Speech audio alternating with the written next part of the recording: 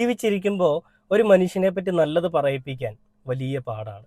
പക്ഷേ മമ്മൂക്കയെ പറ്റി എല്ലാ ആളുകളും നല്ലത് പറയും. കാരണം ആ മമ്മൂക്ക ചെയ്തു വെക്കുന്ന നല്ല പ്രവർത്തികൾ തന്നെയാണ്. എല്ലാ ആളുകളെയും ജീവിച്ചിരിക്കുമ്പോൾ വലിയ രീതിയിൽ സ്നേഹിക്കുകയും അവർക്ക് വേണ്ടിയിട്ട് എല്ലാ കാര്യങ്ങളും ചെയ്യുന്ന ഒരു നല്ല മനുഷ്യൻ തന്നെയാണ് മമ്മൂക്ക.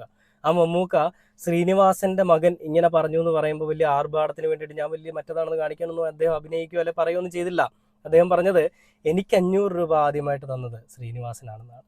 അദ്ദേഹത്തിൻ്റെ മനസ്സിൽ ഇപ്പോഴും ആ ഒരു വലിയ സ്ഥാനം ശ്രീനിവാസനുണ്ട്. എന്തുകൊണ്ടാണ്? ആ 500 രൂപ കൊടുത്തത് കൊണ്ടാണോ?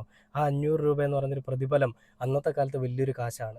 ആ ഒരു കാശ് കൊടുത്തുകൊണ്ട് തന്നെ ഒരു നടനാക്കി, അല്ലെ തന്നെ ഒരു നടനാക്കാൻ വേണ്ടിയിട്ട് ശ്രീനിവാസൻ ഹെൽപ്പ് ചെയ്തൊരു കാര്യത്തെ പറ്റിയാണ് മമ്മൂക്ക പറയുന്നത്.